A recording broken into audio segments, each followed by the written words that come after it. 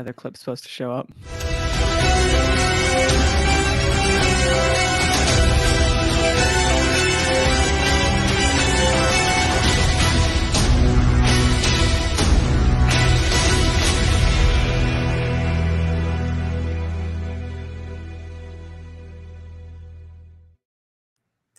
I'm Manning.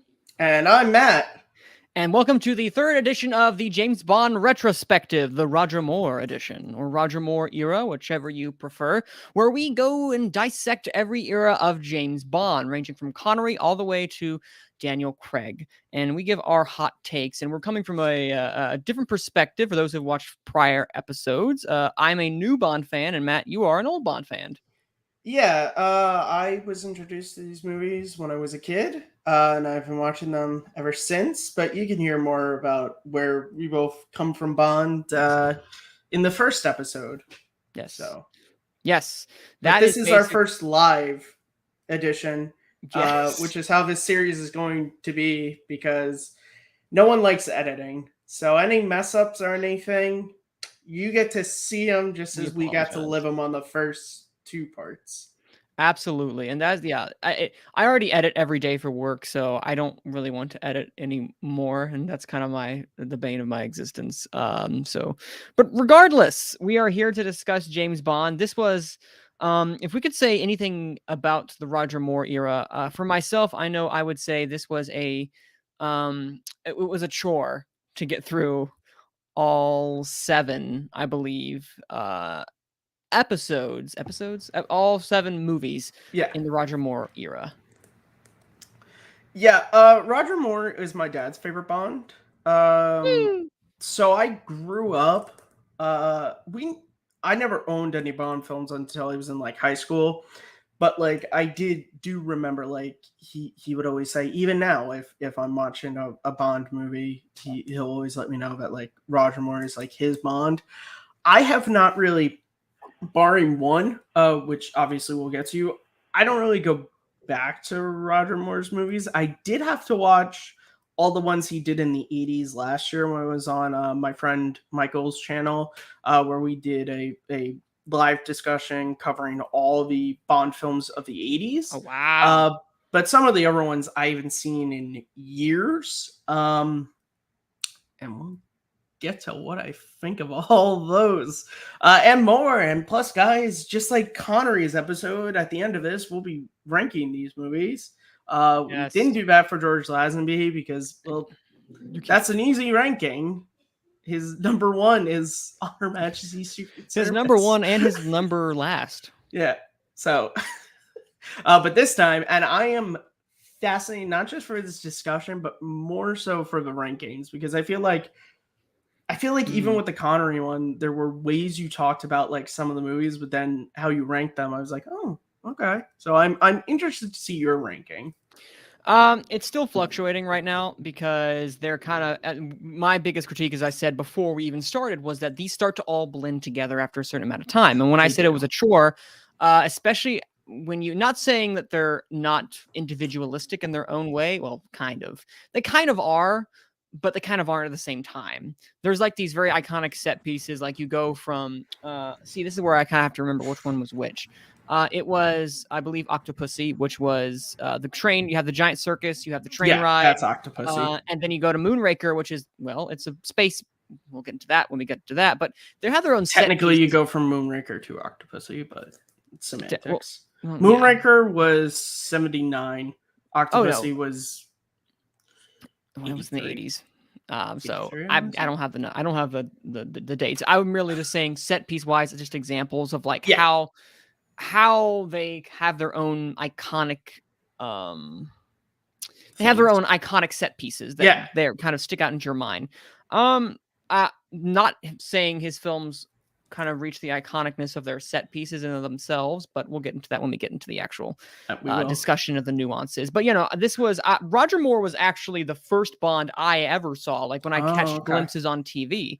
I believe that The Man with the Golden Gun might have been the first actual James Bond movie that I saw all the way through. Okay. I don't know. I've rented it from my public library and I saw it there, and that was like the one that got me. I was like, "Oh, it's Christopher Lee!" Yeah, he was the reason I watched it actually, because big Star Wars, big Yeah. Lord of the Rings fan. I wanted to get as much Christopher Lee as possible. So Dracula, far too young. But anyway, yeah, we'll get into Scaramanga later. But I have this to help me out because, again, they all blur together. So this will tell me which one is which when we're actually on it. But let us start because Roger Moore kind of brought in a brand new era. And Matt, I'll let you speak more to this as a more as a seasoned Bond fan, we shall say. Roger Moore brought in a brand new era for James Bond and Yeah. 007. So tell me, what did he bring? Because you are love Connery. Roger Moore is very much has shades of Connery in some parts, but he's his own kind of Okay. Bond. So So tell I'll me say about this, that. and this is where hot takes galore begin, because I know Roger Moore is extremely beloved in the Bond community. So Yes. I'll start this off.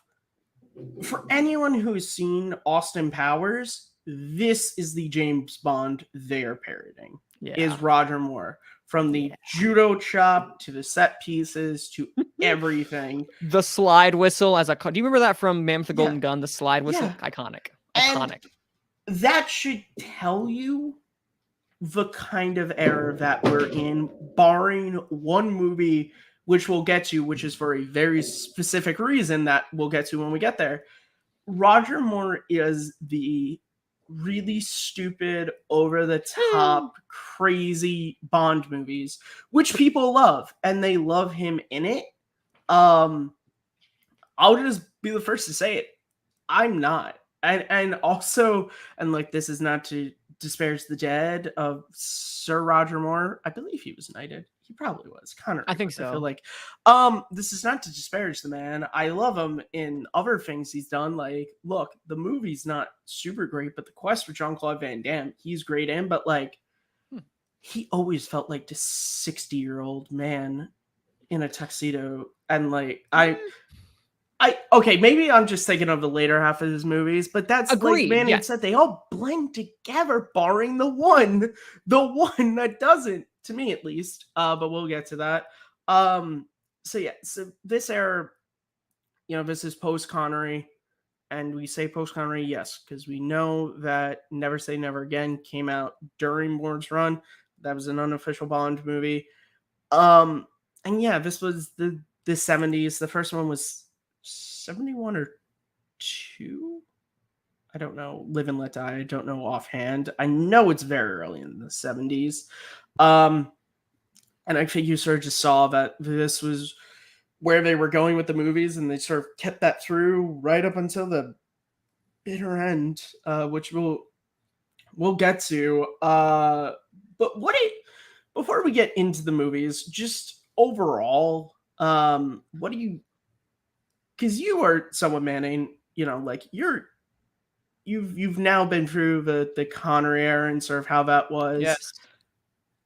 Was this a super drastic shift for you, or do you feel it's kind of on par? Like, where are you just with the sort of the more fun, crazy Austin Powers-y Bond films that we get this time around? I actually don't mind it to a degree, because when I think of James Bond, this is a very particular type of Bond that you think of. Not saying that this isn't a good or a bad Bond. It's a James Bond. Again, as you said, people love it, people hate it. It is a very particular type of James Bond in comparison to Connery, in comparison to Craig, in comparison to even Timothy Dalton. They're all very different. And Roger Moore has a very particular, specific era that was kind of his time. And I respect him for that and kind of what they were going for. They really honed in on the silly, which is really interesting considering, not saying that the Connery and Lazenby didn't have silly moments, but they really leaned into the silliness for most of these films. Not that it's a bad thing. I, in particular, rather enjoyed it in doses. it's when they really go full ham is when it gets into the Austin Power territory where I have really start to have issues with it. I think some of the inherent silliness, like the witty liners that you will get periodically, I really can't name all of them that we get from Roger Moore because they are a dime a dozen every single second, I feel like. And they kind of got old at points. Not saying there were some bad ones. There were bad ones and there were good ones. Yeah. But they are a lot in between. Yeah, it is it is of the time. I will give it that. It's very much of the time, the Roger Moore era films. Yeah, these are. I mean, if you were someone who like your intro to James Bond was Casino Royale, and like in 06, and you saw that movie, and then on TV, like I don't know. I'm trying to not pick one from his 80s, but like Spy Who Loved Me came on, and you're like, oh, James Bond. Let me watch. Like complete, not a 180. That's a like 360 two times over change. But let's get into these films. I think we've prolonged it enough. Yes, we have. All right, I'll go ahead and start. For the very first one that we have Roger Moore's opening, Live and Let Die. So, Matt, what do you think of Live and Let Die, which is the introduction of Roger Moore into this universe? All right, here's where I'll have to come out. Oh, wow, okay. I hated this movie. I swear, every 15 minutes. Ow. I watched this on Amazon Prime because I don't own it. I mean, look, I will be perfectly honest, and rewatching all these movies reminds me why I will never buy a James Bond collection on Blu-ray or DVD. I don't want to own these movies. I swear I was pulling it up every 15 minutes to be like, how much longer do I have? It was such a slog. Like, there's not a character I can point to in this movie to where I'm like, you know what? That was a character, at least whenever they were on screen. I enjoyed the film. Yeah. Like, look, Jane Seymour, she looked great, but when it comes to Bond girls, she's one of the worst. Even the song, I love Paul McCartney. I think the song, honestly, I think the beginning of the song is the best part when it's kind of serious, but once it gets into the wackiness, it just loses it for me. Yes. Dude, I really did not like this movie whatsoever. Well, you had that stupid sheriff, which we're gonna have to talk more about. We got him again. We didn't get him in just one movie. We got him in more than one. This at least he's Sergeant Pepper. Barrel than the next time we talk about. I'm sorry. I know people probably like this movie. I did not like this movie at all. No. Listen. No. Okay, so I will say, you mentioned something that I actually rather loved, and that was the intro. And by the intro, like the intro song, I think Live and Let Die is an iconic song outside of the movie, honestly. Yeah, because it's Paul McCartney. Yeah, it's Paul McCartney, and they owned it. Like, they literally owned this song, and it is one of the few songs that has set itself apart from the actual movies. I don't think of Live and Let Die and think of James Bond. I just think of Paul McCartney. Which I think is probably the most. I think Shrek 3 personally, but that's just me. Oh, well, that's you. I think that Live and Let Die has done the best at setting itself apart from the James Bond franchise when it comes to intro songs. Yeah. Like even Skyfall, which I love and is one of my favorites, that's a James Bond song. Oh, we'll get to that. But yeah, it feels like James Bond. There's a good reason that we'll get to when we talk about that. We'll get into that. But yeah, no, other than that, this was a slog to get through, especially when you got to that boat scene, which went on for far too long. It went on for far too long and got really ridiculous and silly as they got Sergeant Pepper and whatever, his Lonely Heart Brigade, I don't know. And it just really did not work. Now, I will say there are some really cool visuals with like some of the characters, like Tee-Hee, like the idea of like having a mechanical arm, which he's an offshoot, of course, I guess, of Dr. No, who had mechanical arms. But I like some of these side characters, like Baron. Hold on, see, he's in here. Baron Samedi. I can't remember. Don't even ask me to try to think. But like, he was kind of ridiculous in his way. But this is one where I was thinking, wow, I can see the criticism now about these are very much of the time, because I think this episode, what do you call it, episode? This movie is kind of racist. It's kind of racist in its Very portrayal racist. of black. Also, this movie begins the now. Look, it is Please. well documented on this channel. Me and Kristen Smith have had multiple conversations about the Yes. old James Bond movies and their treatment of women. Dude, these movies, for whatever reason, his first couple, they got some weird torture porn for women. Like there are women that just get killed in terrible ways in his beginning films, and I don't know why. It's very strange. It's kind of uncomfortable, and it's the type of thing to where when people like Kristen say, "I do not like these older movies for their treatment of women," like, I cannot argue against you on that. And I will add to that. Definitely these films. There's one particular scene as we end. Sorry, my mic is being funny. What was I saying? Like, there's a particular scene when we get to later, where I think some dogs are. This isn't this is not. Yeah, it's another one that like something like that. I won't get into that. I think it's a Moonraker. Actually, Moonraker. Yeah, it's horrifying. It's like, this is really uncomfortable. Why are we showing this? And obviously, which I think is a really lackluster way that I think most of the Bond girls in the Roger Moore era are kind of. Because they're really not characters at the end of the day. And we have and most of them, no offense, are kind of horrendous actors. The acting in the Roger Moore films in particular, I noticed it got really campy, but it's also just really bad. Yeah. It's really bad. It is. Yeah. And a lot of it's unfortunate. I think it just comes down to, because look, are there bad actors?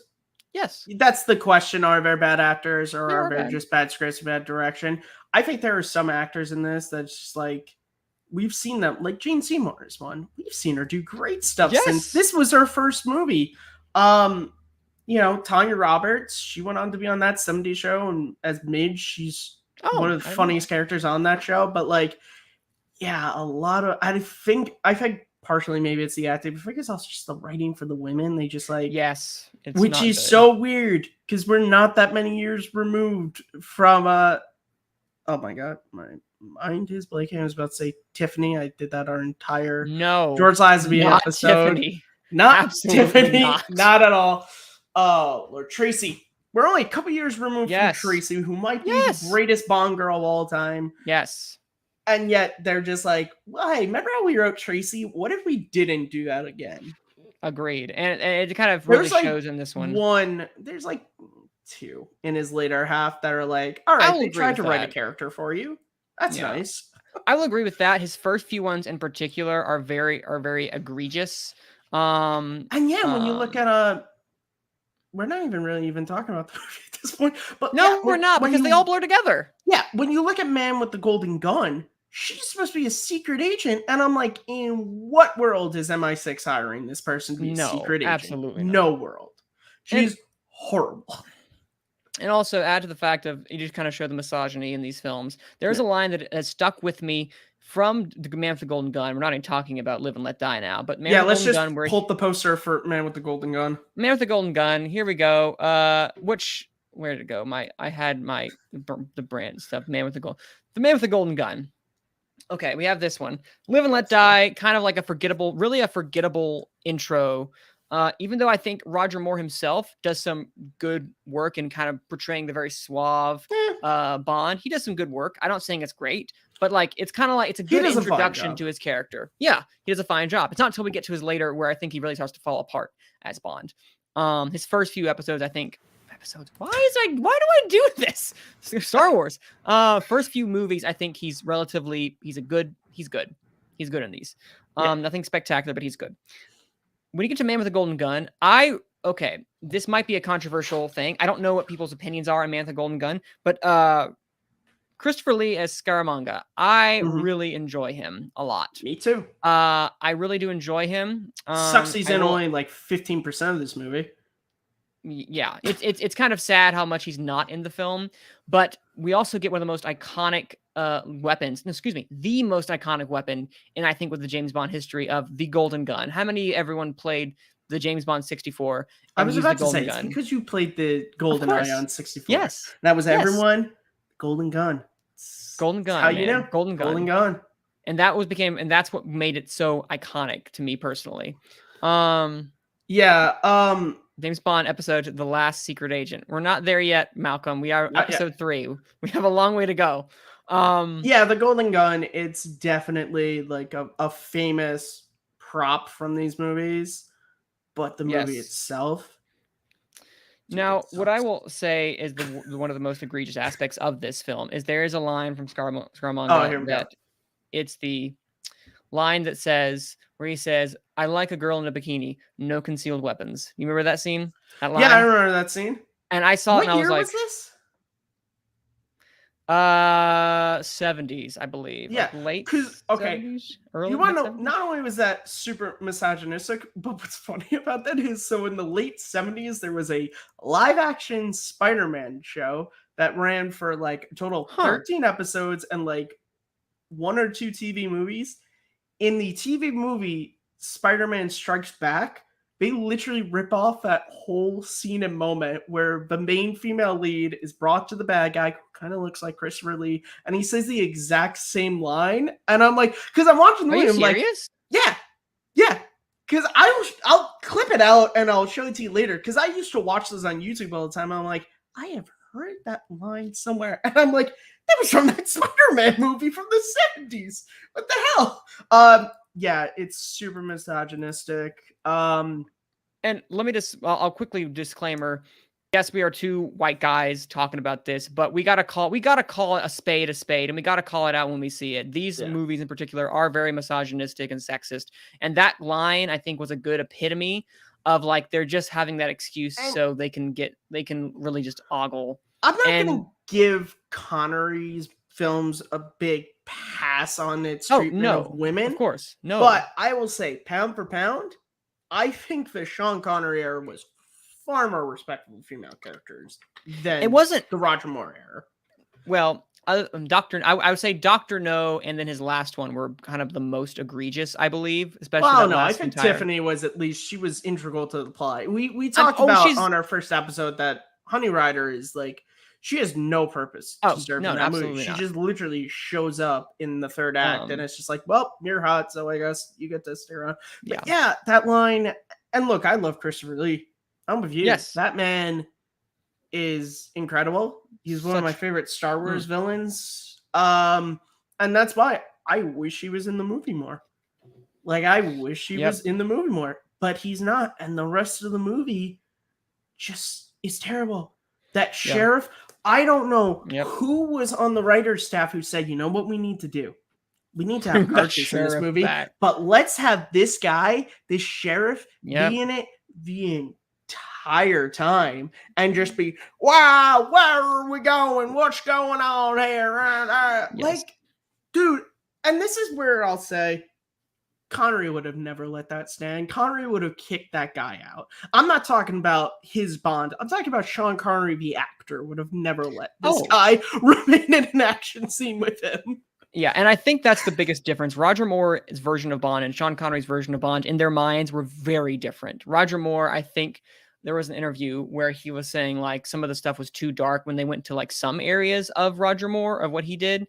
And I forgot where it was, but it's just interesting to see their perspective. But I got to give the highlight of its pinnacle finale of not the finale, but the shootout where they are hunting each other. That is some great set design when it comes to just being different and kind of not being this big old, like, let's just shoot them up, bang, bang, bang. Let's have an explosion as we get into like Moonraker. And that's actually over the top. That's actually why because I hadn't seen this movie in a very long time. Yeah. I was kind of upset because I was kind of hoping that it would have come down to the actual, spaghetti Western, standoff, like the walk 20 paces, turn around. Like, so when he turns around and Christopher Lee's not there, I was like, oh yeah, because we're gonna go into the room. And partway through, I remembered the mannequin of Bond at the beginning. I'm like, how would you want to bet that the mannequin's not actually going to be a mannequin? It's going to be the real Bond. And then, oh boy, I was right. I was just like, I feel like they could have just had the ending be that.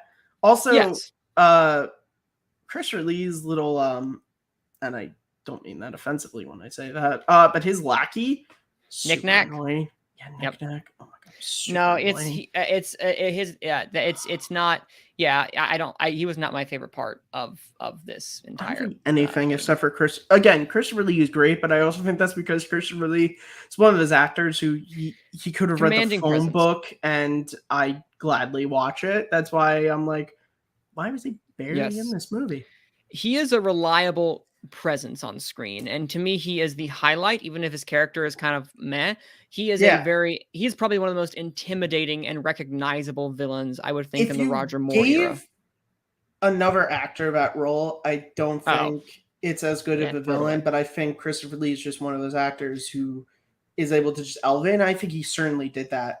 But let's move on to. Well, and I will Oh, say, well, little teaser, yeah. he did this very similarly to what a couple of other people in this, what a couple of other characters that I think do this really well, who are Mm, recognizable actors that we'll get into, who are Roger Moore villains in this, who are yeah. recognizable actors who do good with what they are given, even if what they're given is kind of trash. And wait, I'd feel remiss if we did not talk about that man with the golden gun.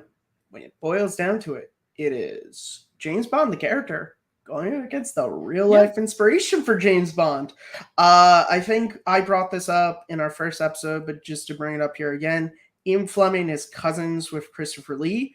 They were Yes. both spies in World War II.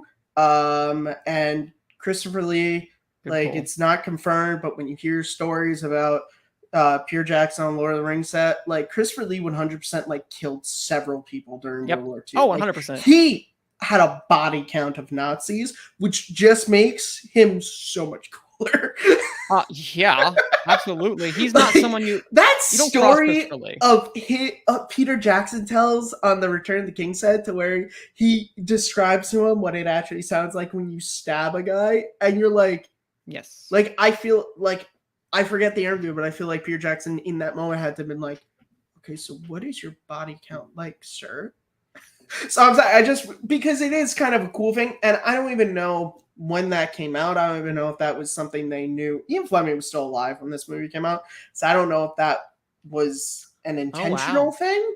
It's too bad that he got stuck with just a sort of mercenary for hire, because I think with that story, it would have been cooler for him to have been like an Alex Trevelyan type 00, because I feel like that just would have been a cooler, Yes. more real world thing. But nonetheless, we move on to, I believe, Spy Who Loved Me is next. You are correct. The next one we had was The Spy Who Loved Me, which what are your thoughts on this one? I'm curious actually, Matt. I didn't want to bleach my eyes so much watching this one. So Wow, okay. Yeah, that's definitely a pump that's it, definitely an I upgrade. think the first two were just so terrible to me that this one was like a little not as bad. It had things I kind of liked. I think I definitely, as just an action movie fan, I saw the huge influence this has had on like future action movies, like, you know, the two spies who are from, one's from America, not America, one's from Britain, one's from Yes, Russia. of They're course. sent to kill each other, but again, I mean, that's Mr. and Mrs. Smith. That's If You Love Spy Kids. That's the story of the parents and Spy Kids. So you know, it's Love the cool. Parents and Spy It's Kids. cool to sort of see the inspiration. The movie itself has its moments. Jaws is fantastic. One of the most recognizable Yes. villains of the series, played by. Have you ever seen Happy Gilmore? I actually never seen Happy Gilmore, You've never no. seen Happy Gilmore? Oh, Adam never mind. Sandler That doesn't work. Adam It's Sandler doesn't it's really fine, get but the actor isn't Happy Gilmore. A lot of people know that, but he's great and he's one of the most recognizable. The movie is okay, but I think for me, coming off of two movies that I hated, an okay movie was great. But like I talked about last week, I brought up Jack Ryan. I'll bring it up again. Watching a whole movie dealing with submarines and all that, I was like, man, I'd rather be watching Hunt for October right now than this. Yeah, and I think that the having a lot of this set on water, especially with the Atlantis, I believe was the name of the ship, which fine, okay. This one felt very like it wasn't aggressively bad, but it was just kind of forgettable at the end of the day. Oh, before I forget, The Spy Who Poster. Loved Me. Ooh, yes. And Poster. Malcolm asked a great question in the chat: is Spy Who Loved Me better or worse than The Spy Who Shagged Me? Spy Who Shagged Me is great, so I'm gonna say it's better. I mean, it's not as good as I'm the glad first you Austin said it. Powers, but it's good. The trailer for it's incredible. I'm glad you said never it. seen the trailer. What I'll also quickly add is that it's how many times do we usually have it where, how many times do we have it where the actual henchman is a lot more compelling than the actual bad guy? I'm trying to remember the last time that's happened. What, in James Bond? In James Bond, because usually the bad guy, because the closest one we had to what was like Odd Job and Goldfinger, but I Yeah, but love them Goldfinger both. was awesome. He was, exactly, but I can't think of any sidekicks. The only one that you can maybe argue is From Russia with Love, to where Robert Shaw is better than Blofeld. That's the only way you can argue, but Blofeld's not really a character in that. He is the overarching villain in that movie, but if you want to make the argument that Robert Shaw is just the henchman, then that's the last time we've seen that. But yeah, in this one, I got to be perfectly honest, I don't remember who the villain of this movie was. No, it's Stromberg, which I barely. He was such a forgettable bad guy. I think that's the other problem with Roger Moore's movies. His villains are mostly forgettable. They're really not great. Jaws is like the one. Yes. Jaws and Christopher Lee, but I think Christopher Lee, again, I said it's because it's Christopher Lee. It's not. Yeah, it's the character. It's because he has an iconic weapon, and because of who the actor is, that he reaches any sort of. At least that's a character. That's a when you see a picture, if you know Jaws, you're like, that's Jaws from James Bond. I mean, so much so that they bring him back for the next movie, and they do. They gave him an arc. How many henchmen in James Bond movies get an arc? Which we'll go into. Terribly written arc, but an arc nonetheless. Which I'll also say, well, first off, before we leave this one, I just want to say Anya as a character. What are your thoughts on Anya as a Bond girl / I guess her own? Because she's a Bond girl, but she's also has her own agency that we're introduced to her outside of before. Like we don't really have that luxury a lot of the times with Bond girls, or I guess quote unquote Bond girls, where we don't see them, where we introduce them outside of Bond's interactions with them. I don't think that happens too often, if I'm not mistaken. So she tries to have an arc, especially with the fact that her lover was killed. Yeah, and she's gotten revenge on Bond. The relationship with Bond and all that. She's okay. She's not one of my favorites. I really think going through this, like, and then some people probably think it's not fair, but like Tracy to me is like the high watermark for this era, and so it's like, you know, Pussy Galore is like right under her as like number 2. She's probably, she's under both of those. I'm not gonna say she's a better character than Tracy or Pussy Galore. She's fine. Absolutely not. She's fine. She's, if we're talking about Bond girls who are supposed to be spies, she's hella far of the one we had in the previous movie. Oh no, she feels like a spy. Yes, as a spy, she is definitely one of the better ones that we have seen. I hate how it basically ends at the end, where that's the problem we see a lot in every single Roger Moore movie, and any James Bond in particular. At the very end, he has to get with the girl, even when it feels really weird. And we'll get to one of those later where I felt very uncomfortable. There's 2 of them to where it's like, this doesn't make sense. But yeah, no, I agree. That's just a part of the archetype. Yeah, a Bond movies is, except for I can only think of one where technically he doesn't get the girl, which is Skyfall. That's the only one I can think of where it doesn't get the girl. That's very true. Something else happens too, unless you count M as the girl in this and that one. But she's, you know, hey, you know what? Just by saying he gets the girl doesn't mean anything, implies anything by that. It's just be friends in that. I'm just thinking about Daniel Craig and Judi Dench. Don't do that. Why not? Judi Dench is a beautiful woman. She is a beautiful woman. No, I'd rather not have M in my mind in James Bond. Okay, moving on.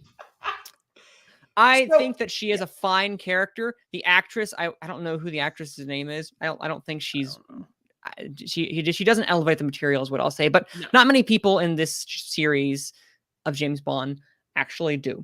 Few do, but I don't think they really regardless, have to. I think this is an era of these types of movies where it was just like, here's what's yes, written on the page. Could you just do that? And they're like, yeah, I can yeah, do that. Like, I really think, and we'll see. I think in later Bonds we see, which again, this is like 50 years ago. These movies were being made, 60 of years course, ago. Like, obviously, the ways in which movies are made and actors, like the conversations, and it's just changed, and that is why it's interesting to do this retrospective and see how people have changed. right?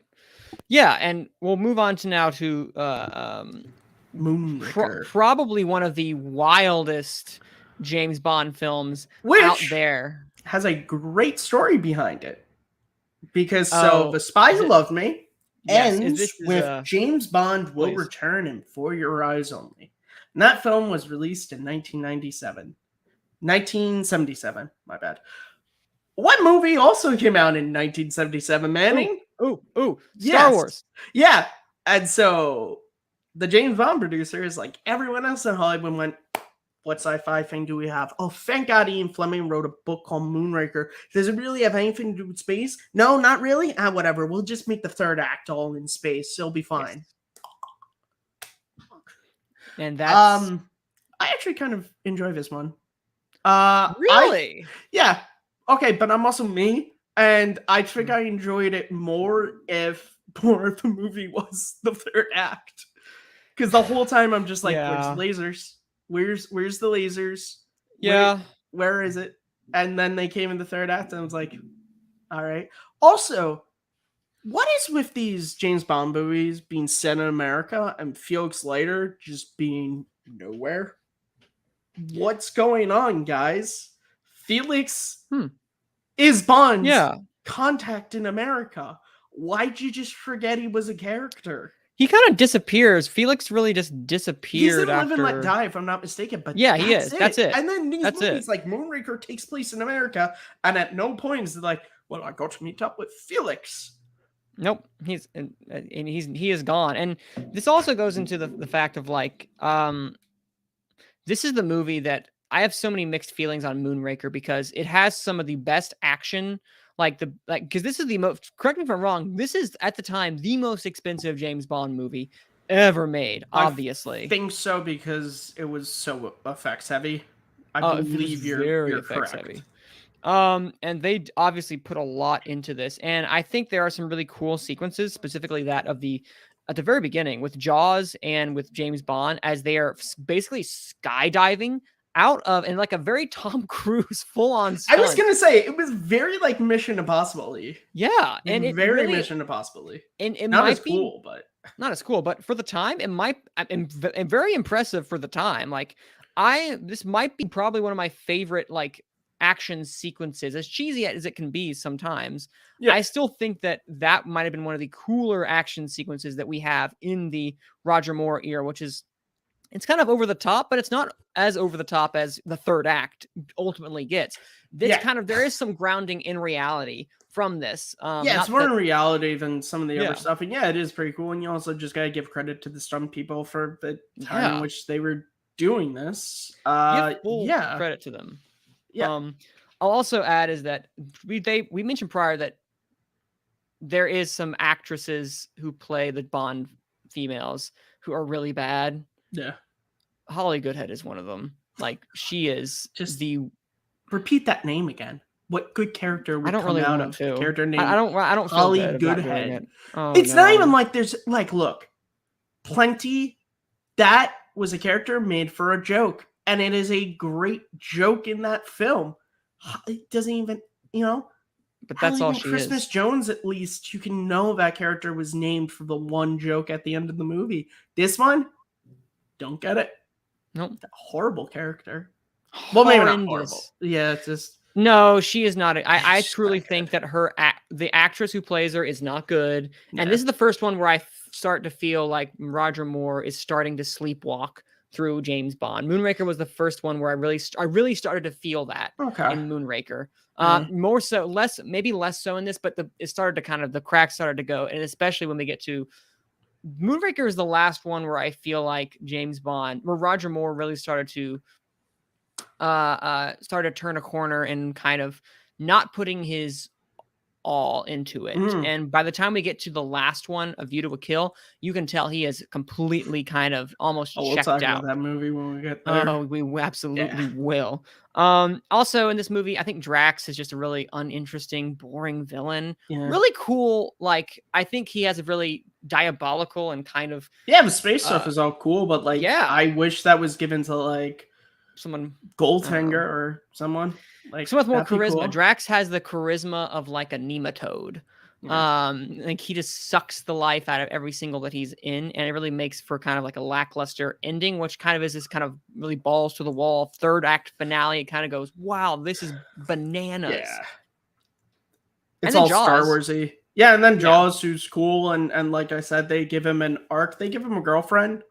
Uh which look, Weirdly. it's funny that they throw the super over the top romantic music when he sees her the first time. I laughed at that. I was like, that's funny as hell. That was so Um, funny. that's great, you know, What? and his just all it takes is just a woman, and he's just like, I was going to kill James Bond, but now I will help James Bond is What's great. that stupid? I love The fact it looked like he was like 100% like totally copacetic with dying, drinking champagne. Great. This is very Yeah, I was about to say, wow. It's You guys are just going out. yeah. The space stuff is cool.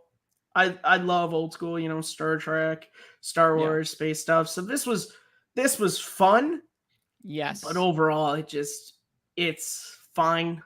It's very uneven.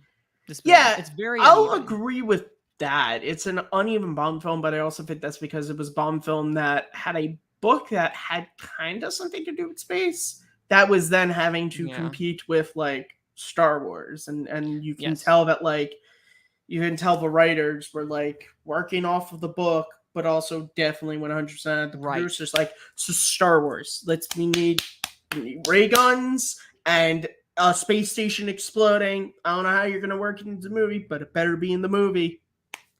So yeah. Yeah, no. And literally, there was like fire the laser. I'm like, this they're not, you're not even subtle about this. This is the Death Star you're trying to I call it emulate. Death Star. Oh, nice move, Darth. A ripoff. Good dream tight. That's Sorry. literally what that is, honestly. Austin Powers is great.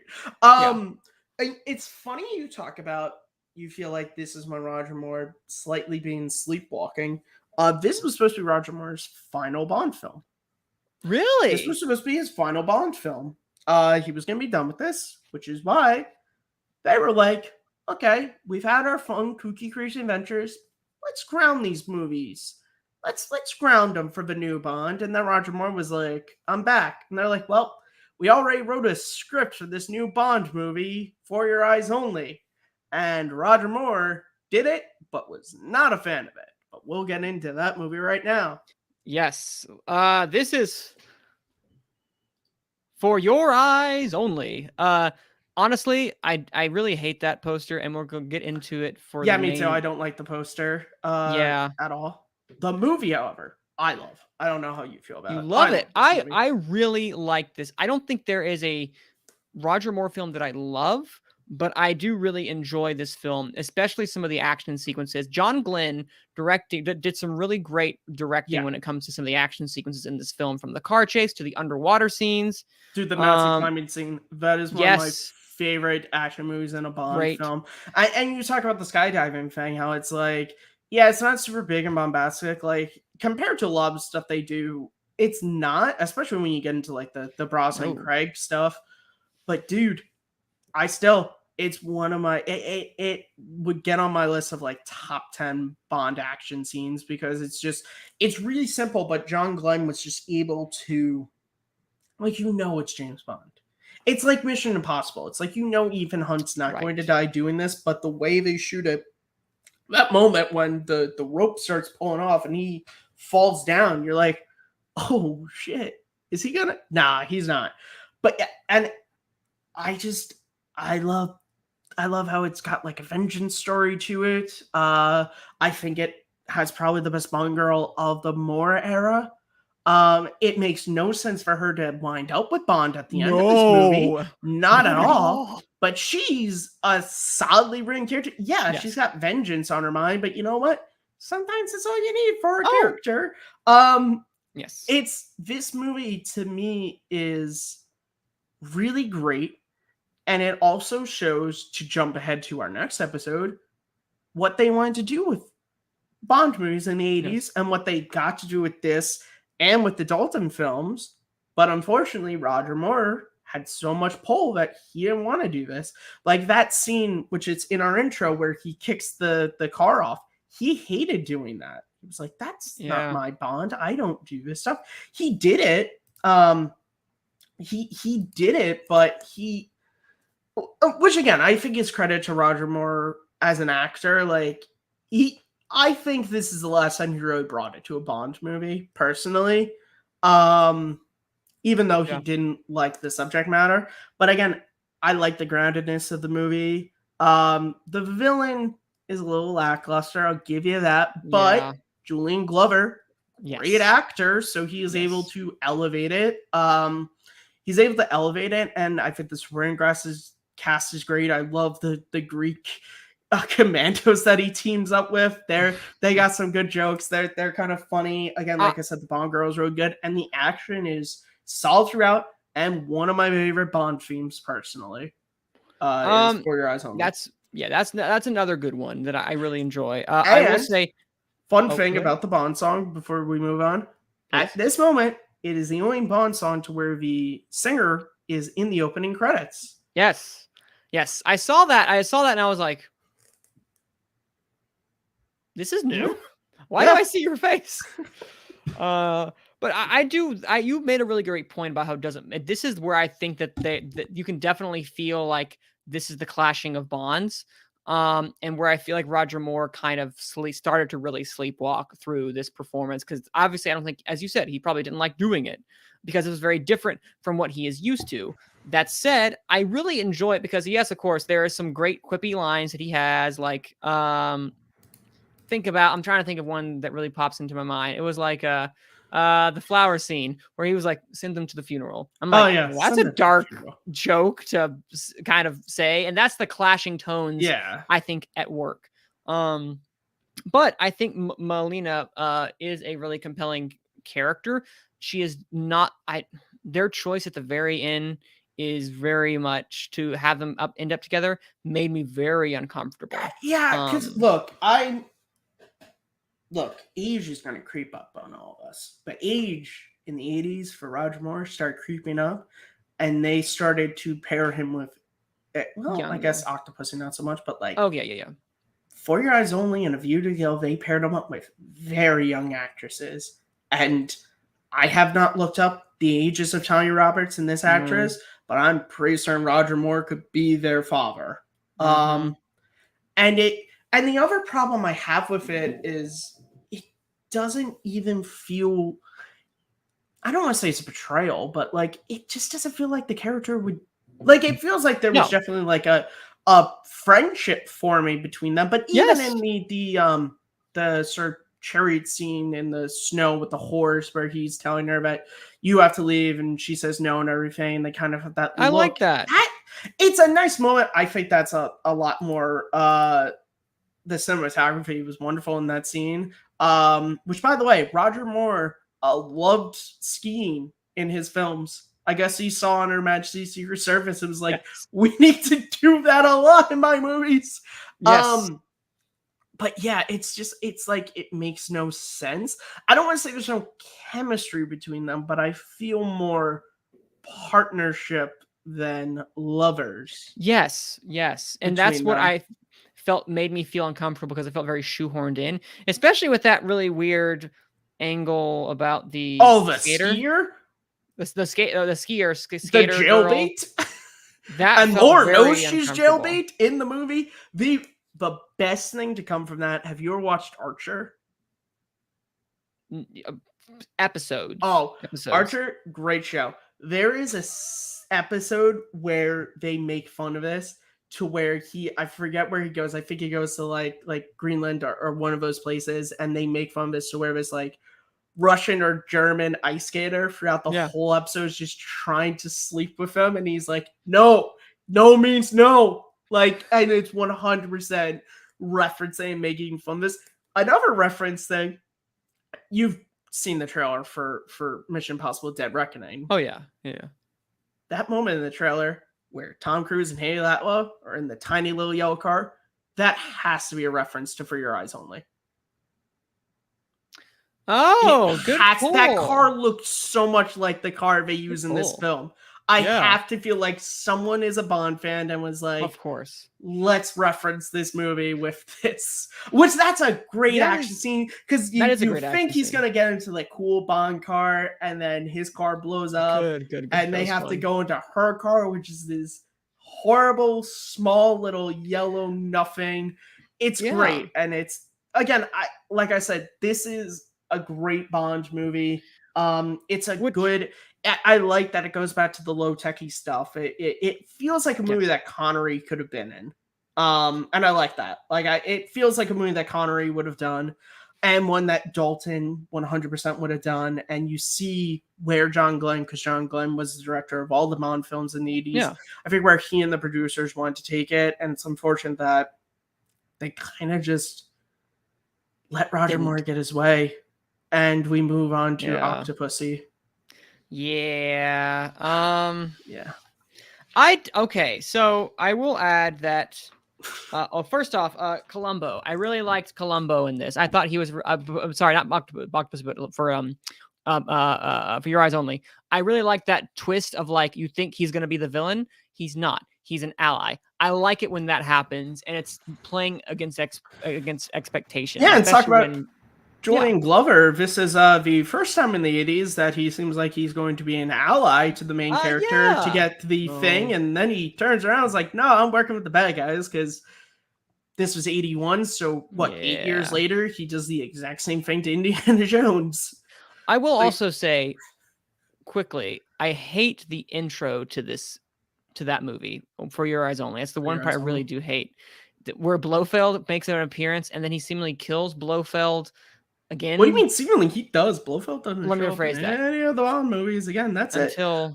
But great reference point weird. To the theory that all the Bonds from Connery to Brosnan are the same, because whose grave is he visiting at the beginning of this film? Agreed. Yes. That is another thing. What's on her tombstone? What's the final line in On Her Majesty's Secret Service? Oh, okay. Yeah, it's we could have had all the time in the world. Yes. That's on her tombstone. That was my first point. That was my very first. Yes, Starger, you're right. He fell in the smokestack. Yeah. And that's where I was like, this is very... You really just were like, here, Blofeld is dead. He is gone. This is a whole new era for Bond. Yeah. This is full on. We're going to talk about the Russians as a lot of the bad guys, less about Spectre. And Spectre really doesn't make an appearance in Roger Moore's films at all. Or besides that Dalton's. Really? Yeah. I haven't watched Dalton's yet. These movies are Cold War films throughout. These are the final Bond films to be made in the Cold War, and you feel it. Like you said, to where it's the Russians are the bad guys, not Spectre. The Russians are the bad guys. And you can argue, you can say, oh, that dates these movies, but let's be honest, Spectre was always just a stand-in for whatever terrorists were going on in present day 60s. So it's not, it's whatever. But yeah, so I love this movie so much. I wish we could talk about this more, but we have 2 other Bonds. Yes. Now this one is rather awkwardly called Octopussy. And it's definitely a title for a character. And where's the poster? Oh, thank you. I have moved out of the way for the poster. But one time I moved out of the way for the poster, you don't even put the poster up. I know, right? Look at that. Oh my goodness, she has so many arms. Not really. Yeah, I can't wait to see that in the movie. Not in the movie. Never mind then. Not in the movie at all. Okay, so I actually like this movie. When I say that, I acknowledge it is not great. However, there are lots of highs in this film. In particular, the actual chemistry between the main character of Octopussy and James Bond, Yeah, which I because feel she's like not was a lacking. 25-year-old. Exactly. You feel the history because characters do have history with her Yeah. father. There actually is something going on there. Weird name aside, James Bond females always have weird names. It's just a fact. And it really does work, even if their love scene is straight kind of forced when he kind of runs up to her to forcibly kiss her. First time that's Yeah. feel like that's happened in all of these, because most of the time, most of the females that he's with, including, and spoiler alert for the next movie, Mayday, is down to clown with James Bond. Speaking of clowns, Clown. that opening, you see what I did there? And we'll get to parts of this movie that I don't like. You don't like the clown thing at the beginning? I don't like the clown thing at the end. Oh, It's so okay. yeah. We're jumping around anyway. The clown okay. thing, and look, me and my friend and other people on the panel that we did last year on my friend's channel, we brought this up and we discussed it. And a lot of people in the comments, because his channel is a lot bigger, so it reached like people who don't follow him who are Bond fans, and they gave us shit Right. because we didn't like Roger Moore. Probably not going to happen here because thankfully we're small potatoes and the algorithm may work in our favor in this moment. But Roger Moore dressing up as a clown is the most indicative thing of his Bond. And people are like, well, he's a spy. Obviously, I'm like, the concept, sure. But Sean Connery, Timothy Dalton would never dress up as clowns. Their Bonds would never be in clown makeup. Sean Connery, you put him in the same movie, Sean Connery's dressing up as a ringleader. He's not putting on clown makeup at all. Roger Moore, the red nose, everything. Like it's a cool scene. It's just, to me, that's just like if you were to put a picture of all the Bonds together, putting Roger Moore as a clown is just like, well, yeah, it's not wrong. This movie is fine. It's like you said, this is when the sleepwalking has just, it's fully commenced into full gear. Octopussy's okay. She's at least got some history with Bond. She's at least in his age range. But look, hey, Harold and Maude. I'm not saying that old and young people can't be together, but Jesus, at least make them have chemistry if you're going to do that. Yeah. I just, and this movie also just feels like they're like, you know what we really loved in Goldfinger was Pussy Galore and her flying people. So let's have Octopussy just have a bunch of like super awesome acrobatic women who are badass, like, and they're fine, but like they, until third act, they do nothing. Well, and I will say that third act is literally kind of like, let's have 3 big scenes back to back to back, for which I think is I really enjoy the third act. Yeah, clown makeup aside, you have a really awesome final battle on an actual airplane that really kind of shows like that's really cool, well shot. You have that entire train sequence, which I really enjoy as well too. Yeah, the train sequence is cool. The train sequence is really cool, including Orlov, the general, is kind of crazy and weird, and I love him for that. I think he's a more interesting character than Khan. Which, fine, whatever. But I think that there is some kind of fantastic, almost vaudevillian aspect to that entire last section, because it is very kind of over the top in a way that is similar to Moonraker, where they throw everything at the screen, but it works because it's also very grounded too. And that's the thing. Roger Moore made it very vocal how he did not like For Your Eyes Only, and so they were like, all right. And I think it was, they tried to, like you said, ground it, but also give Roger Moore his silly stuff, and they did it, and it's fine. Like, I don't hate this movie. I think this is a Bond movie that I'm just like super indifferent to. I'm just like, yeah, it's fine. If it's on TV, I'm gonna probably skip around. I'm not gonna lie. I was checking some Twitter while I was watching this today. I was like, it's okay. I It's will it's say, not it yeah. for me. There's it. It doesn't hit a lot of the lows of other Bond movies of his that I don't like.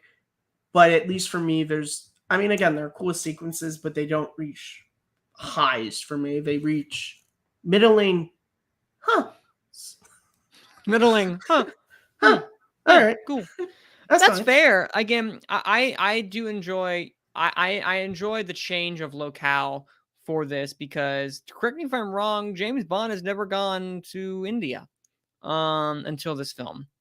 And it was something different. And if anything, James Bond is really good about creating a very visual, different world, or not world, a different area, what you know what I'm trying to say, that they go Mhm. to create something that's visually interesting. And I really like that. I also enjoy, maybe my expectation, because I always thought that by them shrouding Octopussy in mystery, she was going to be the main villain.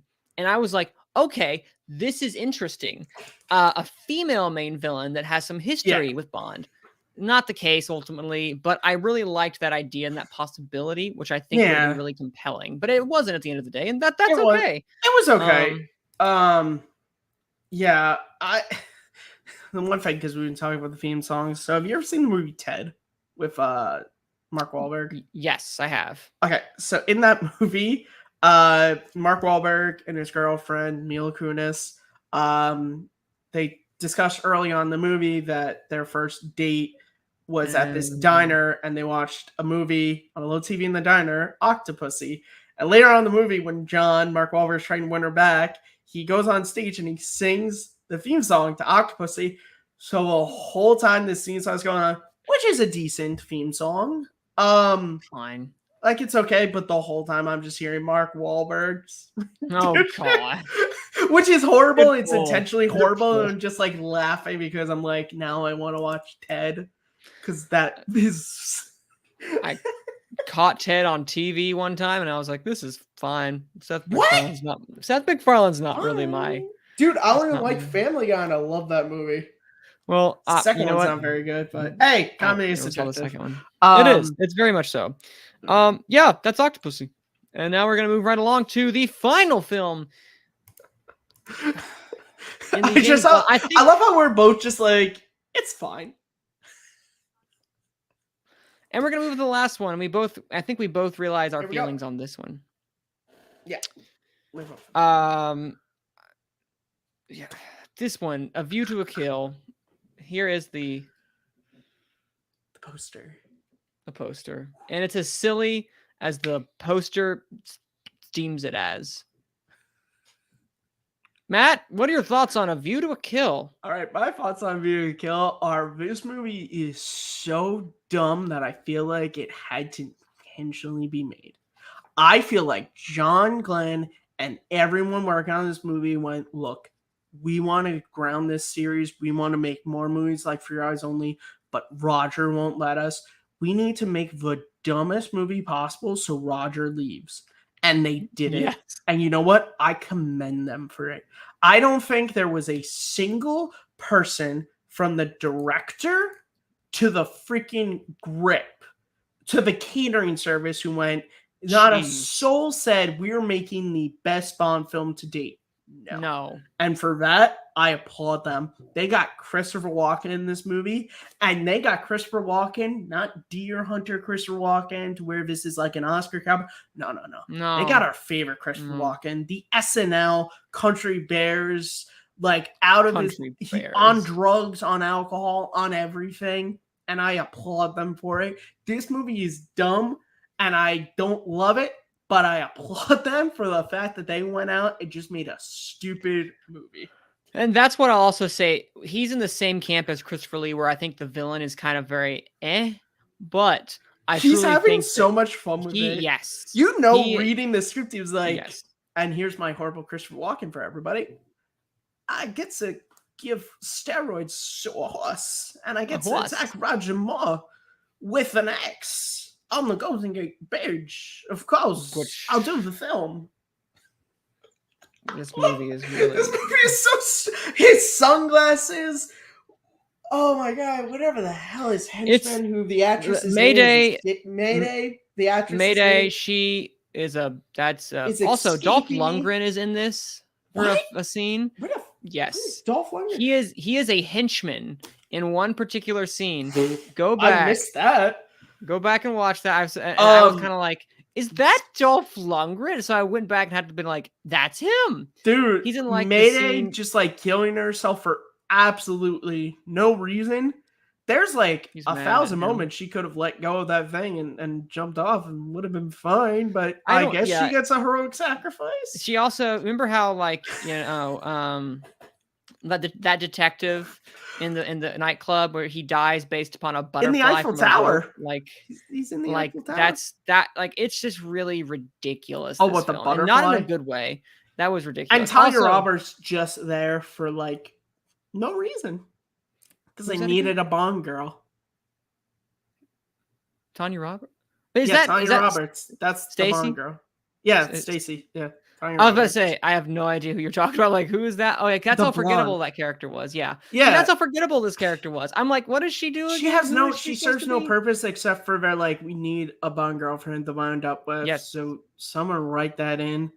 She is as she has just a little more depth than Honey Rider does. Honestly, Does she she has though? at least a backstory. Uh, She's a geologist. I'm sorry. Backstory and depth are not the same thing. And that's why I said just a little bit more. I would place her like Honey Rider and then the Stacy girl, which I can't recall her name. And it shows how much they truly cared because they think they put so much more. And you see James Bond. This is the first time where also that Roger Moore looks like you can tell that he's had some work done. Yeah. He looks like he's coked out of his mind this entire time. Oh, God bless him. I think everyone was. I think that's the thing. No one cared about this. I will say, I love Tibbet. I love Tibbet. I loved him. He was the chauffeur in My Sixth Agent. Oh, the chauffeur. Okay. See, I don't him. remember any character names except for James Bond. I remembered it only because I was completely glued in on him, and I'm like, you seem like a really swell, fun dude. And you were really upset when they just killed him at the car wash. Yeah, and then Mayday is like, I'm gonna kill him. Yeah, horribly, tragically. It's really kind of like this movie is just so ridiculous and stupid. So look, a lot of people put this as the worst Bond film. I've seen a lot of discussions. I don't.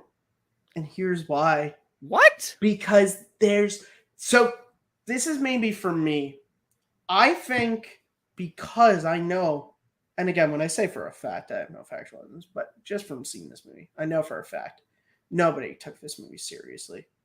No. So not at how all. can it be the worst if they intentionally weren't trying to make a good movie?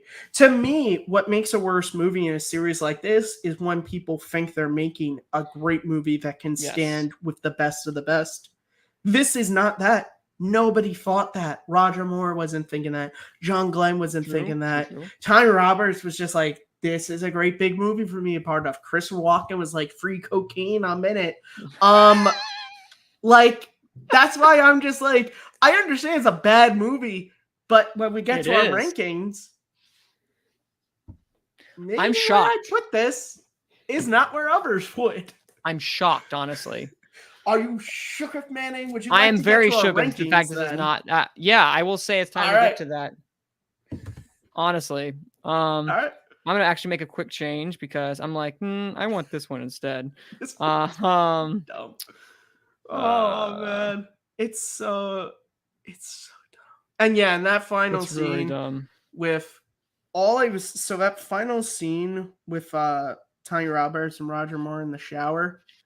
All I was thinking of is the line from Indiana Jones and Last Crusade when Indiana is talking to his father about how they both slept with Elsa, and he says, "You could be her father, for God's sake, her grandfather." That's all I was thinking about. Because can I also just say, like, oh, that was just what? It's really kind of just shows you how much they just kind of like didn't care at this point in this last movie for A View to a Kill, mainly because you could tell that Roger Moore, whether it was the plastic surgery or his enthusiasm for the movie, it just was. He looked like he was struggling a lot in this film. This was the film. This was Diamonds Are Forever. I think it was Diamonds Are Forever, or was it? What was the last one? That was Connery's last one. That is the equivalent to where you could tell his Connery age. was better in that. Oh, aged, yeah, but Connery yeah. at least seemed like he gave a shit in that movie. Oh yes, agreed. I will say this: there's one joke in the movie. I'm not sure it was an intentional joke that made me laugh. It's when they're at the Derby, and Q and Moneypenny, they're looking at the race, and you just cut to the minister and Bond looking back at Christopher Walken, and I'm like, you know what? That was funny. Also, we should say this is the final film for a lot of Bond alumni. Yes, Moneypenny will no longer be played by the same actress anymore. Nope. This was, I believe, the Bernard Hill died. Bernard Lee will no longer be in this. The minister actually becomes M in Dalton films. Q will stick around, but it was kind of sad that obviously this is also Roger Moore's last. So this does really feel like it closes the book on a lot of stuff. So it's a bit sad that they all went out with such a crap movie. But and also I don't know about you for your letterbox, but I know unless I watch a shit ton of other movies this year with like the same actor, I think. What's her name? Angela something. I think. Let me just see here. The good lady who plays Moneypenny. The lady who plays Moneypenny. I think she's gonna be my highest. I got her. Yeah, let's see. Lois Maxwell. I think Lois Maxwell, because she's in 14 Bond movies. I think she'll be my most watched star for this year. Good on her. Rest in peace. Good on her. Or I don't know. I'm just assuming. I don't know. Actually, wrong to assume. I'm so sorry, Miss Maxwell. Let's assume. Let's move on. All right. All right. So our rankings of the Roger Moore. Oh, thank God. Or not, thank God. Best one, 2007. The way you said that, no. All right. So let's get to the rankings. Yes, please. 7 films. This is falling apart. Overall, I want to say the Roger Moore films are more so than anything else a product of their time. More so than Connery, more so than Lazenby, obviously. More so than Dalton, more so than Brosnan. Pierce Brosnan. Except for Craig. Craig is also a product of his era, but in a completely different way. I would say when we get there. Yes. It is the product of his time, and you either love it or you don't love it. Me, or you're just kind of like indifferent toward it. I'm indifferent toward it because that's kind of what it is as well. It's the one I first saw, and my perception of what Bond was for the longest time. So it has a special place in my heart, mainly because we didn't talk about some of Q's like iconic gadgets. Remember that stupid dog in A View to a Kill? Oh yeah. That was like stuff's like, why Q is this happening? Which Q continues. I forgot the actor's name. But he continues on until I believe Brosnan was like. He continues until World Is Not Enough is his final film. So he stuck around for a while, and he only wasn't in Diner a Day because he passed away. Yeah. So and then not Eric Idle. John Cleese. Yeah, John Cleese takes over, who was R, but then becomes Q. Which we'll talk about a funny thing with Pierce Brosnan when we get to. Which is another funny thing too, because a lot of characters will make an appearance in another one, and they'll be recast into a whole other character from other Bond film, which is a recurring theme that I've noticed. But all right, continuity. So what is that? Yes. So with continuity in a James Bond series, that's beautiful. Hey, these movies do have some continuity with them. Some, but they play fast. Pretty much just Tracy and actors being the same character, but aside from that, not much else. It's a fast and loose. Yes. All right. So for the Roger Moore era, they are as follows for me. Mad, what's your 7? Number 7, I have Live and Let Die. Okay. Well, at number 7, that's really close because at number 7, I have A View to a Kill. Okay. And then my 6 is probably what you expected. Live and Let Die. I'm guessing your 7 is? My 6 is Man with the Golden Gun. Really? Yeah. Oh wow. Yeah. Okay. Dude, That's if saying Christopher Lee something. was in it more, great. And if that stupid Yeah. sheriff wasn't in the car chase, maybe I could go over some of the other ones. Fair. But there were Yeah. so many stupid things. The Bond girl was horrible. Yeah. That movie. You're not I wrong. You're hate. not wrong. I hate both of those movies. You hate. I didn't know you realize you hated it. Wow. Dude, All I right. was like, it's the reason why on Twitter, after I watched the View to a Kill, I tweeted the gif of Frodo saying it's done because I don't have to watch these movies anymore Yeah, I'm for sorry. any reason. So sorry. All right. Star Drew did not like Knick Knack. So I It's agree. okay. I don't care for Nick Knack is fine. He's perfectly fine. All right. So my number. What's your number 5? Actually, sorry. I my went out of number order. 5 is where I put A View to a Kill. Okay. Yeah. No. It's stupid and dumb, but at least it knows it is. Whereas, and again, this goes back to what I was saying. Live and Let Die, man, with the Golden Gun. They thought they were making solid, good James Bond movies to follow up with Connery's era. So the hatred that I have and the stupidity of it makes me go, it's worse than the movie, to where I know no one thought they were making a good movie. Vehemently disagree with your assertion, but I respect it. So my number, you're right. My number 5, and this might get a couple shocks. My number 5 is The Spy Who Loved Me. Only because it's so forgettable. Like their entire dynamic, I thought was merely fine. This is one where I'm like, now we're getting into ones where I'm kind of like, I have these next two, I have like no feelings on. They're just there. So that's my top 3. I just have no bearing on. I could easily probably like. Well, see, I only my 2 and 3 I could probably switch around, but my 4 is my 4. Yeah, my 6 and 7 are ones I actively dislike a lot, and then my 6 and 7 same. I actively 3, dislike. 3, 5, and 3, 5, and 3, 4, and 5 are like meh. So what's your 4? My 4 is Octopussy. Okay, so we're getting closer there. My 4 is Moon. Excuse me. Oh nope, I missed it. My 4 is The Man with the Golden Gun. Okay.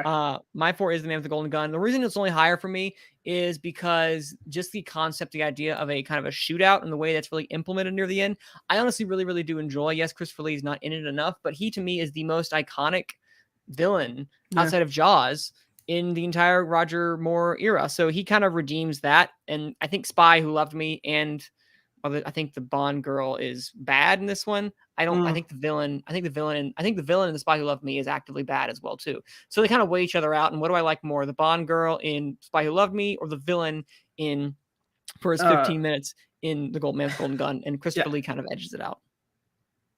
So that's why I wanted to explain that, because I know you dislike it. Number 3, what do you got? For my 3, it is Octopussy. I actively really enjoy that movie a lot. It's not perfect, but there are some fantastic sequences with, I think, a really good Bond girl that really get me through the entire movie, with a really good third act that I'm really completely like down with, honestly. Yeah, I can see that. For me, Octopussy, which I have at 4, it's fun. It's got a pretty decent Bond girl. Yeah. It's got some cool action set pieces to it, but it's such an movie to me. You know, it's fine. It exists. That's kind of like the movie. All of these movies, though, huh? Like they just exist. It's like, oh, okay. Yeah, except for my number 1, the rest are just like they can leave them. Yeah, I actually agree. Other than my number 1, which I really enjoy aspects of 2, but there are 2 things that really bring down the entirety of 2. My number 2, which I think we have the same. Well, my number 3 is Moonraker. My number 3 is Moonraker. That's where I got. 3 is Moonraker. Yeah, because I like all the space stuff, and I wish the movie had a little bit more of that, but it was more Earthbound. I feel like if it was less Earthbound and more in space with lasers, would have liked it a little bit more. But like I said before, even when I was making this, my 2 and 3 were flip-flopping, so I could easily switch it to be my number 2. Right. Yeah. Well, my number 2 actually is Moonraker, mainly because I think it is probably the best of both worlds, of having some really great grounded action sequences with Bond and some really over-the-top action sequences. I think the action overall is great in Moonraker. It really balances those seen like the balance between the two wonderfully. Mhm. Even if I do think the Bond girl and the Bond villain are kind of actively not good. They are the two things that really keep this movie down from being number one. But I love most aspects, as crazy and nutty as it is. I love most aspects of that film, Yeah. other than the two big aspects. They're just kind of like, ugh, you're not good as a villain, and you are really not good as a Bond girl. Like, you're not even a Yeah. character at this point. Yeah, so then for me at 2, that's where I slot in Spy Who Loved Me. Yeah. Okay. I think it's good. I think, like I said, I see what they were trying to do. I feel like, now mind you, I don't ever want any Bond movies to be remade because I think they are products of their time. But this is Right. the type of movie that and as I mentioned, kind of was remade and influenced in other films later on. I think the story is pretty solid. I think the Bond, like we said, she's kind of Bond girl. She's kind of not. Yeah, the main antagonist is Right. kind of dumb, but we have Jaws, so who cares? Because we have a good villain anyway. Even if she's just a henchman. Yeah. Yeah. So it's a solid enough movie. But again, my 2 to 4 is just like, they're all just fine. They're fine and fun. But there are also ones that I'm just like, I don't want to own them on DVD. Mhm. If they're on TV and I'm not doing anything, maybe I'll put them on. If they're on Prime and I'm bored and I don't have anything to watch, Yeah. maybe I'll put them on. But they're just like, they're not like my 6 and 7 to where I actively hate them. But Yeah, they're not I'm like never my gonna number watch them 1 to where I again. actively love it. So No, unless I'm having a rewatch, then oh well. Like, I'm gonna rewatch it, but I'm not gonna go out of my way to rewatch them. yeah, However, I think we can agree on what the number one is, yeah, and easily the number one at that. And yeah. Matt, what is it? Yeah, it's For Your Eyes Only. It's like Yep. not even a question for me that this is Moore's best. Uh it is, it's just a really good movie. Like, and sometimes, and I think when you look at like the highs and lows of Moore's era, it's like, to me his highest high was just like, they made a really grounded movie. And that was nice that they did that. Yeah, it was And I nice. think it just show that for as much as James Bond and Moore's era is big, lavish sets and crazy stuff, it's like his best movie, at least that you and I think, his, because I feel like Spy Who Loved Me is probably his most beloved film overall, and the Bond, at least from what I've seen and heard. I don't know that offhand. I'm just going from hearsay and what I remember. But to me, For Your Eyes Only, it's just like that movie. It's great and it's low tech. It's not very crazy. It doesn't have a crazy villain in it. It's a very Cold War driven movie, like a movie we'll talk about next time. And I like that. I enjoy that. And more, he's pretty solid in it. The one thing that I don't like is I don't think he needs to wind up with the Bond girl, but yeah, no, agreed. It's also a James Bond movie being made in the 80s, so obviously that's how they all had to end. But aside from that, it's just it's just a solid good movie. It is. That's all you need sometimes.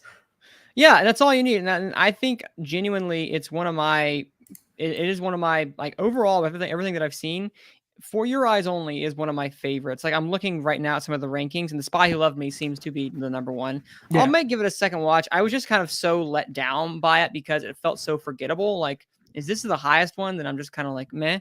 I guess For Your Eyes Only really surprised me just by, I guess, how rich of a story that it was as a story. Outside of Bond, Bond succeeds when he is plucked into a story that has some depth going on to it. In this case, Melinda and having her parents murdered and having that interwoven into the actual story of like they were looking for this for the government. They were working for the government. That's why they were killed.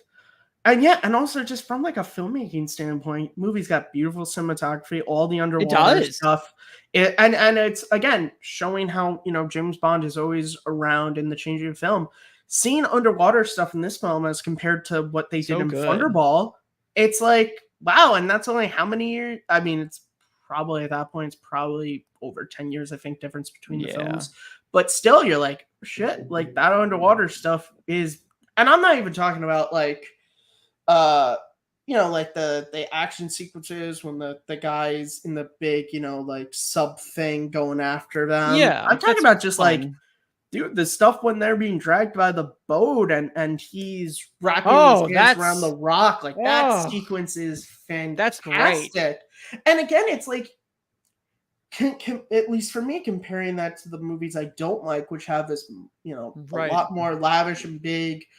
There's a freaking boat fight in Man with the Golden Gun, and it's just like the better sequence is literally two people tied up being dragged by a boat in shark infested waters, and that's more compelling to me because I think John Glenn was a Yeah. great director for this film. I think he goes on to show in the next two films he does, which we'll talk about next time, that he was a great person to do this Cold War era low tech Bond movie. I Mhm. said it when we talked about it. The mountain climbing sequence is still one of my top 10 Bond action scenes, and I'll spoil my list for our final episode. For you guys, only cracked my top 10 Bond films. So All right. I really, this is the one Roger Moore movie I don't own that I'm actively looking for it on Blu-ray or DVD. I have it recorded on my TV off of BBC Nice. America because, of course, I have it Nice. recorded from the British Nice. station. And yeah, Of and I course. watch this movie all the time. All the time. This is one of my favorites to watch. Which I only saw well, I revisited for the first time last year. I obviously saw this. I've seen all the Bond movies at least once. A lot of these, Yeah. especially more era, I'm revisiting, but this is one that I'm just like, dude, this is just a good movie. It And like is. when you wade through crap like his first two to just get like and I don't just mean a good movie like my 2 to 4 where I'm like, oh, they're fine and fun. This is a well-made movie with a really competent director and some great stunt work and great music. Not just the theme, the music throughout is really solid and maybe not a well-written villain, but a well-acted villain. It's just like, man, that's all you need. That's all you need. Yeah. And And some that brilliant atmosphere in the yes. mountains and in the water. Agreed. And I think it does really well about going through those different locations, ranging from you literally go from Greece and you go to is it Germany or the Alps? Where is that? I can't remember where. I don't know offhand. Oh, come on. Where is that scene where the skiing? I'm blanking. Wherever the mountains are. That entire sequence, with as you say with the skiing, kind of with his relationship with Melinda, he goes all the way to like Austria. Thank you, Star Drew. Yeah. Austria. I'm like, where is it? It's somewhere in Germany. I can't remember exactly where. But overall, I think For Your Eyes Only is a perfect epitome of what the Roger Moore era could do while retaining his kind of quippy nature because he is a quipster. He's a Yeah. ladies' man a lot more. They really lean into that with these, but they're still keeping some of the grounded nature and fun gadgets too of the era. It's a nice best of both worlds For Your Eyes Only, and I really wish they kind of kept that in instead of Yeah. going full Silly. silly with Silly View to a again. Kill. That's what they did. You can't argue that that's what they did, and that's because that's what Roger wanted. Yeah. And maybe it's why, even though they're your lead actor, maybe sometimes some of these series are bigger than their main actors. Look at Star Wars. Harrison Ford was one of the main actors, and George Lucas made the smartest decision by not giving in to his demands and killing him an empire. Because sometimes a movie series is Agreed. bigger than an actor.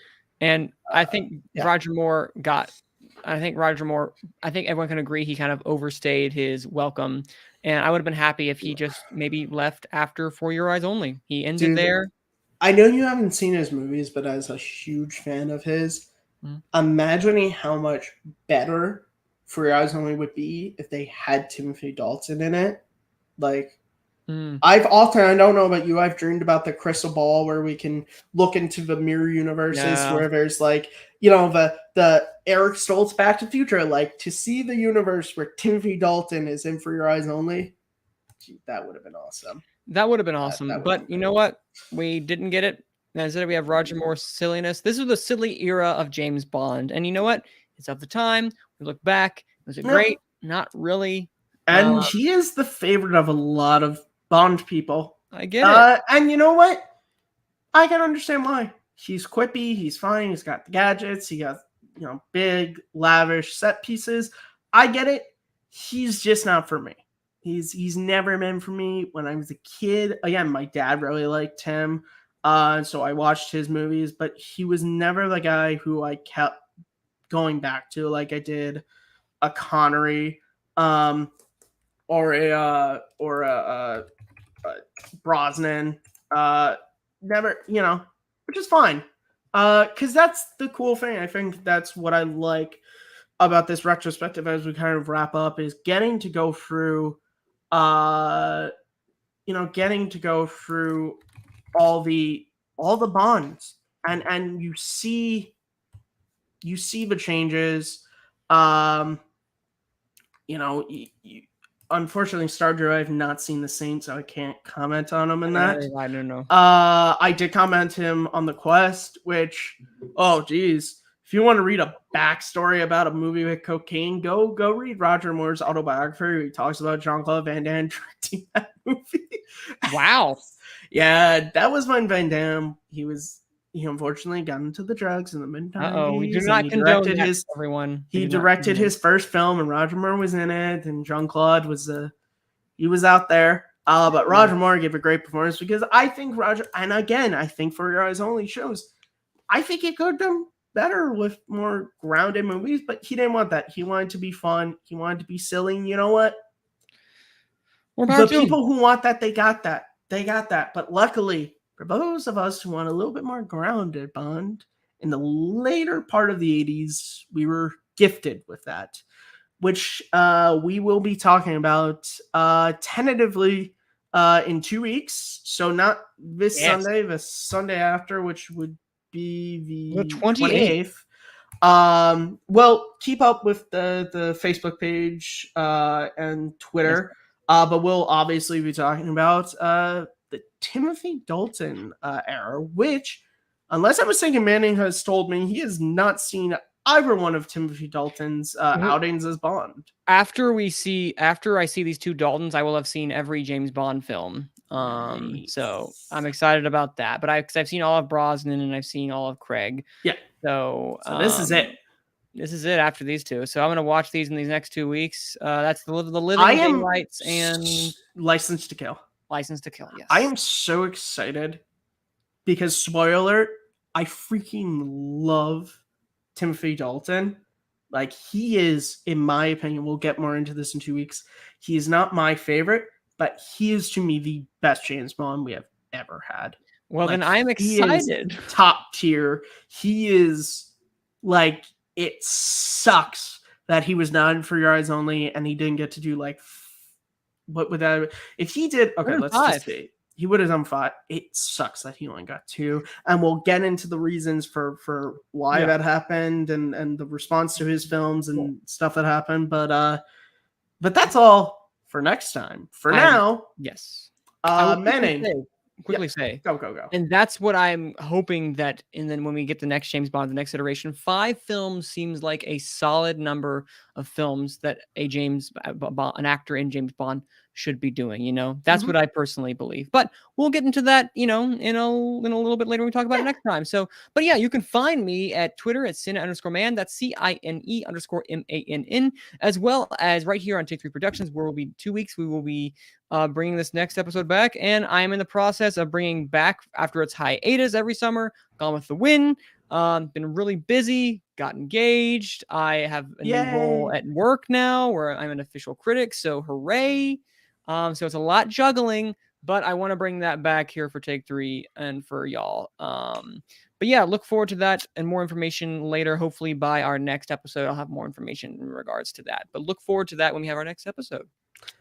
And you guys, as always, can find me at Kearns_Matthew on Twitter, MattMovies611 on YouTube, and right here as host of Second Look.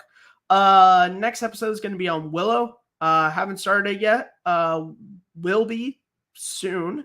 Also the host of the Fan Podcast, which is on hiatus right now, while we continue to work on the Bond retrospective. So probably November, December, it'll probably be coming back. I am still the co-host of the most acclaimed show that absolutely no one is watching on this channel, Simple Tricks and Nonsense with Abe Flores.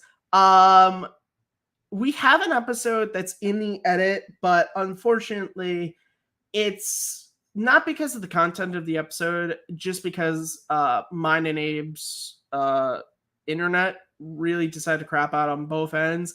It's a big schlock of an episode to edit because it's a lot of someone freezes and has to leave the stream, so you got to cut all that out. And I know I could just a lot of people don't care about that show, so I could just drop it as is, but I don't feel comfortable just dropping it as is. So I gotta just sit down one day and devote it. I did not get engaged, nor am I an official critic anywhere. So I'm just here, just sitting around being me.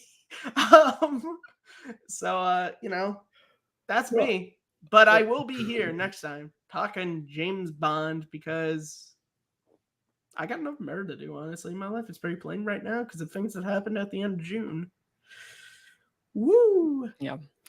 Well, again, we're happy that you are here with us, Matt. Guys, by the way, I'm not throwing a pity party for myself. I'm really happy with what I'm doing here on YouTube. It's great. It's just, I saw the option to make a joke because Manning is doing some really great things outside of here. So, Thank you, man. Yeah. I'm just the graduate who's still driving around my high school parking lot, and Manning's gone to Yale. So I'm not.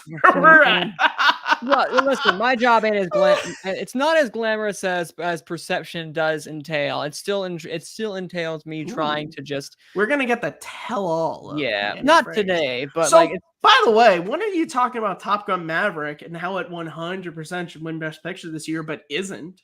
It's not. It shouldn't win. I mean, there's so many more films we need to see before we crown Top Gun Maverick as the Best Picture.